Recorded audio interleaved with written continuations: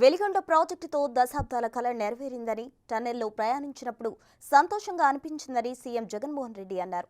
వెలిగొండ ప్రాజెక్టును జాతికి అంకితం చేసిన సీఎం అద్భుతమైన ప్రాజెక్టు పూర్తి చేసినందుకు ఆనందంగా ఉందన్నారు.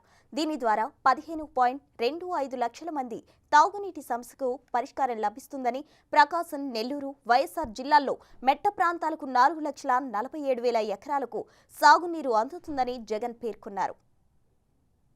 వెంకట సుబ్బయ్య వెలిగొండ ప్రాజెక్టును అప్పట్లో నాన్నగారు, ఆ దివంగత నేత ప్రీతమ నాయకుడు రాజశేఖర రెడ్డి గారు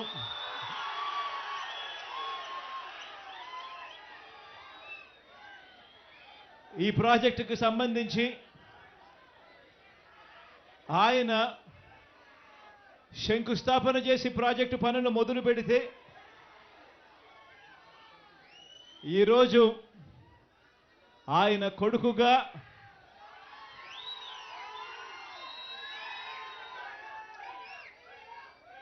రెండు టనళ్లను కూడా, ఒక్కొక్క టనల్లు దాదాపుగా 18 కిలోమీటర్లు పైచిలుకు ఉన్న ఈ టనళ్లను,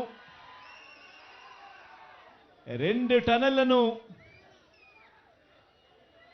ఆయన కొడుకే పూర్తి చేయడం, ఆయన కొడుకే జాతికి అంకితం చేయడం నిజంగా ఇది దేవుడు రాసిన స్క్రిప్టే అని చెప్పడానికి ఇంతకన్నా వేరే నిదర్శనమే అవసరం లేదు. ఈ ప్రాజెక్టు వల్ల ఫ్లోరైడ్ పీడిత ప్రాంతమైన ఈ ప్రాంతాలకు అన్నిటికీ కూడా మంచి జరిగే కార్యక్రమం జరుగుతుంది అని తెలిసినా కూడా ఎర్రగొండపాలెం, దర్శి, గిద్దలూరు, కనిగిరి, ఉదయగిరి, ఆత్మకూరు, బద్వేల్ ఇన్ని నియోజకవర్గాలకు కూడా మంచి జరుగుతుంది అని చెప్పి కూడా తెలిసి కూడా ఈ టనళ్లు పూర్తి చేయడంలో నత్తనడకన పనులు జరిగాయి గత చంద్రబాబు నాయుడు గారి తెలుగుదేశం పార్టీ హయాంలో.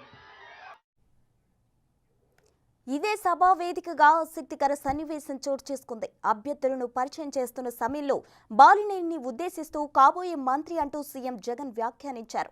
ఇటీవల ప్రకాశం జిల్లాలో తన ఆధిపత్యం తగ్గుతోందంటూ బాలినేని శ్రీనివాస్ అసంతృప్తిని ప్రదర్శిస్తున్నారు.